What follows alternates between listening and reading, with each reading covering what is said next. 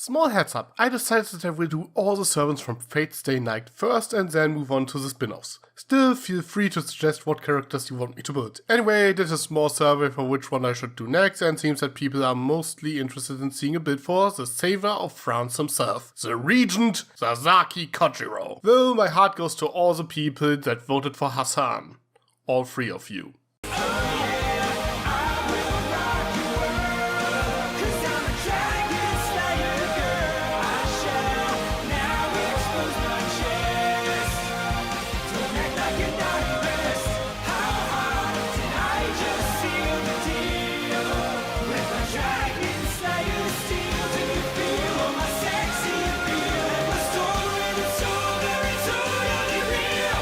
So, Sasaki Kojirou. This build turned out surprisingly difficult. At first glance he is just your run-of-the-mill samurai, with the most remarkable thing about him being Tsubabe Geishi. His whole techniques advance reality so he can perform 3 attacks at the same time. This is kinda his thing compared to other servants, he's just a normal guy with a sword. The thing that gave me a headache is actually his weapon of choice, the Mono Hoshizao, which apparently is Japanese for laundry drying pole. And I suppose that name is somewhat fitting considering the length of that thing is kinda ridiculous. Even for an Odachi this appears to be a bit unreasonable, but treating it like an Odachi would be the most accurate, and an Odachi would be considered a great sword. And here lies the problem. Great swords are strength based and there's no way to substitute strength with dexterity for great swords, as they have the heavy property, which would prevent us from using certain class features and limit our options quite a bit, and Sasaki really seems more like a character that should be dexterity based. He is not to be rather slim and his strength rank is rather low according to his servant profile. He is all about technique. Long story short, while making a sword an Odachi would be the most accurate, it doesn't feel like it is the best way to represent his abilities. So instead I will make his weapon a longsword for this build instead. Okay, now let's dig into the actual build. We start things off assigning some stats using the standard array. Like indicated, we put 15 points into dexterity. Considering that your agility according to your servant profile is A+, that shouldn't be much of a surprise. He has the grace of a cat. We put 14 points into wisdom. He is a rather insightful and perceptive guy, managing to figure out the length of Saber's invisible sword easily. 13 points go into constitution. If we just go by his character profile, he only has rank E endurance, his lowest parameter. So in theory this should be a dump stat, but for one, dumping constitution is usually a bad idea in D&D, and he actually can survive far more than he should, like getting his ribcage ripped open. According to Nazu, he has a rather strong spirit alignment, which allows him to keep going for a bit even if his heart gets destroyed, which compares to Lancer's battle continuation. So I think 13 points is pretty fitting. 12 go into his charisma, as he certainly is rather well-mannered and follows proper etiquette in his duel with Saber. Giving him an average stagnant strength feels rather fitting, and we dump intelligence for 8 points. Sasaki, or rather the race that was summoned in his stead, never received any proper education and never learned how to read, so I think this is a rather fitting way to demonstrate that. That being said, feel free to swap strength and intelligence around if you want, it doesn't really matter. For race, I would suggest to make him a run-of-the-mill human. Feel free to make him a variant human, it probably makes for a better build, but since Sasaki is supposed to be a rather ordinary guy compared to the other servants, I think it's the best choice. That gives you +1 to all of your stats and that's about it. For your background, I think Hermit is the most accurate pick.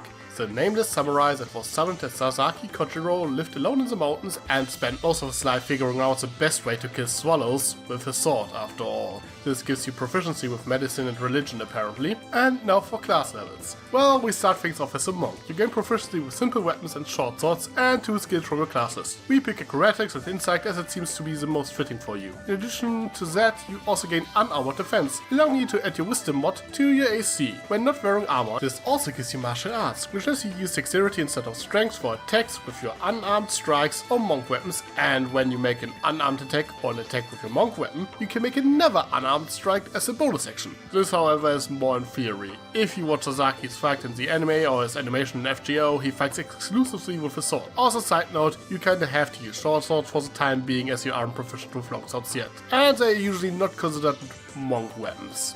With your second level monk however you get dedicated weapon. an optional class feature that was added in Tasha's Cauldron of Everything that allows you to make any weapon your monk weapon, as long as you're proficient with it and lacks the special and heavy properties. Which however doesn't really matter since you are still not proficient with longswords, bummer. You do however get key points, which you can use for all sorts of stuff. Flurry of Flows is great, but same thing we mentioned earlier, Sasaki doesn't really punch people. He cuts them with his sword. Patient Defense and Step of the Wind however are more up your alley. He is a guardian after all, and his factor is described as rather defensive, which makes sense as he lacks the raw strength of other servants. In addition to that, he is using the environment, that being the stairs in front of the Ryudo temple, to his advantage, so giving him the option to disengage and dash at will to navigate the terrain better in combat seems rather fitting. Unarmored movement certainly helps in that regard, as the extra movement speed allows you to run circles around your opponent. At level 3 you get Deflect Missiles. You can cut down swallows with flight. Pretty sure that arrows aren't that much harder for you. But more importantly, you get to pick a monastic tradition. And you probably already guessed it, but we're making Kojirou a Kensei monk.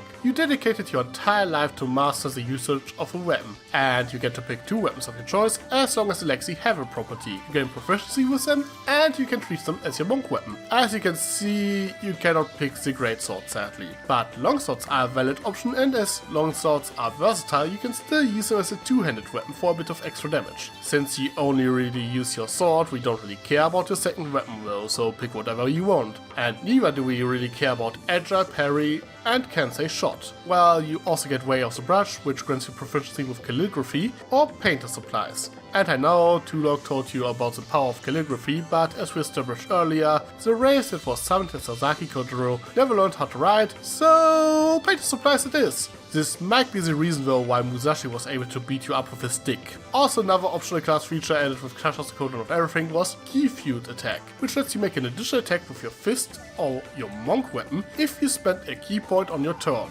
We get back to this one later. Level 4 monks get an ability score improvement, which we use to boost your dexterity to 18, and again, thanks to Tasha, you now have access to quickened healing, which allows you to spend 2 key points as an action for a small emergency heal, which you can follow up with a Feud Attack. Level 5 is of course the magic level where you get extra attack, allowing you to attack twice now, and you also get Stunning Strike, which allows you to spend a key point to force a con save on your opponent. If they fail, they are stunned, meaning that you can make your next attack with advantage. Even better, you can follow that up with a Feud Attack, even if your opponent makes a saving throw, so essentially as long as you have key points you can always make a third attack with a bonus action, which in theory already fills the requirements for Tsubame Geshi. But we aren't done yet. Of course, another optional class feature the monk got in Tasha's Cauldron of Everything is Focused Aim, which allows you to spend key points to increase your attack roll by 2 for each key point spent, just in case you barely missed your opponent. Now that I think about it, Monk almost got as much new stuff in Tasha's Cauldron as the Ranger, and this lets you use your Feud Attack as well. Anyhow, we are actually a bit more interested in your 6th level. You gain Key Empowered Strikes, which makes your fist magical, which is great if you were to punch people. Good thing that one with the blade does the same thing for your Kensei weapon, which is actually rather important. Despite its ridiculous length and the fact that it has a name, the Monohoshi Zao is actually just an ordinary sword. It's only Sasaki's exceptional swordsmanship that makes it a functional weapon against magical beings like so this is a must. And you also gain Death Strike, so you can spend a key point to roll your martial arts die for a bit of extra damage when you hit your opponents with your Kensei weapon, which at this level is a d6 by the way, and this also procs your Feud Strike. But if there's one thing Sasaki Kojirou is known for, then it is the time he saved France from a dragon invasion. And as we all know, the most dangerous abilities a dragon possesses are their breath and their frightening presence. And at level 7, you get Evasion and Stillness of Mind, which counter both of these, making Sasaki a great asset in every Dungeons & Dragons party that fights dragons. Please ignore the fact that evasion only works against dragon breaths that make you roll a dex save, which are most of them, but there are some that require you to make a con save, which aren't your strong suit. These breath weapons are obviously used by dragons that are classified as Lancer class enemies, so you better bring Siegfried to deal with those. And then at level 8 you get another ability score improvement, which we use to max out our dexterity score. However, for our 9th level we leave the monk path behind us and become a fighter. You now get proficiency with light and medium armor and all martial weapons. Not that it really matters at this point. You also get a fighting style of your choice. You could pick dueling or great weapon fighting, which also works for versatile weapons like longsword to slightly increase your average damage output, but I don't think that makes too much of a difference for this build. So instead I would recommend to pick up superior technique. The fighting style also introducing touches coded of everything. This makes you a diet battle master with a d6 superiority die. You regain every short rest and one maneuver of your choice. Use it to learn to parry. He did parry an attack from Excalibur in his second duel of Saber, which led to his defeat, but you can also use it to save yourself from a certain death. Speaking of which, you also gain second wind, which allows you to buy yourself enough time to actually have the second duel of Saber in the first place. At level 2 in Fighter you gain Action Surge, which is arguably the best class feature in the game and makes a dip into Fighter worth considering for every class, as the second action on your turn is just great.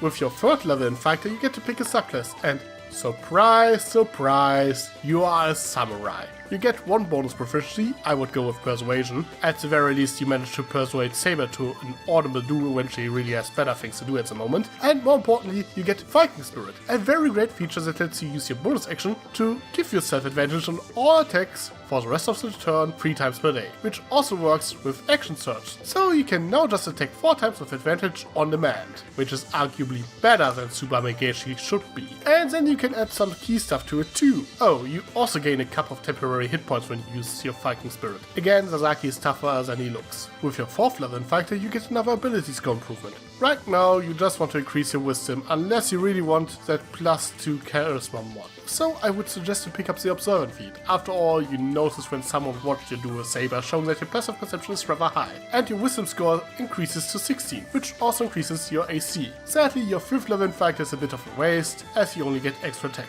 which you already have. But at least you can push your wisdom up to 18 at level 6. With 7 levels in Fighter you gain another subclass feature, and Elegant Courtier certainly has its benefits, allowing you to add your wisdom to all persuasion checks. Considering that Assassin gets rather little screen time in Fate, you wouldn't think of him as the face of the party, but apparently he can fill that role rather easily. You also gain proficiency with wisdom saving throws. Actually kinda weird that Monk Sound has it from the get-go, but still you now have that covered as well. And speaking of wisdom saves, with your next level in Fighter you can actually max out your wisdom score, so you should have no trouble making these. And even if you roll really bad, once you hit level 9 in Fighter, you get Indomitable, so you can just re-roll it once per long rest. And then a level after that you get Tireless Spirits, so now you get to use Fighting Spirits at least once per combat loop, so you can use it to your heart's delight. Level 11 is however what we are really here for. Now you get another extra attack, and this time it does stack, allowing you to attack 3 times with a single attack action, meaning you are basically using Super Megeshi every turn. And we cap things off with another ability score improvement with your 12th level in Fighter. You could boost some of your neglected ability scores, but I would pick another feat. And I think Martial Adept is the most fitting one. This gives you a second superiority die, and you learn 2 additional maneuvers. Lunging attack allows you to increase the reach of your attack roll and add your superiority die to the damage, which makes up for the fact that you don't have an oversized sword.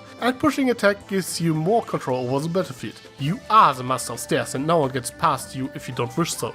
And that's how you play Sasaki Kojirou. If you really want to make his weapon a Nodachi, you should go for a strength build and put all 20 levels in Fighter. I also considered making him a swashbuckler instead of a monk, or just pick 1 level monk to get that unarmored defense, but in the end I figured this one is probably the most accurate way to do it. In either case, the one constant for this build is that I always ended up putting at least 11 levels in Fighter and pick the Samurai subclass for him. Each build has its up and downsides, and so does this one, as you only have 7 key points and you might use those up rather fast. But I also wanted him to be able to overcome resistances with his weapon under the assumption that you don't get your hands on a magic weapon, and I rather enjoy the defensive options. There is actually a rather nice synergy between Monk and the Samurai Fighter. Of course the fact that one level is wasted as you cannot stack up extra attack is rather bothersome, but overall I think it's a pretty good build that is actually rather effective when fighting dragons. But what about you? Would you build Assassin differently? What other servants do you want me to build? Let me know in the comments below. I am Tricky Fox. Stay foxy. Sly as a fox, you got me under your spell. But you know I'll never tell that I know you know so well.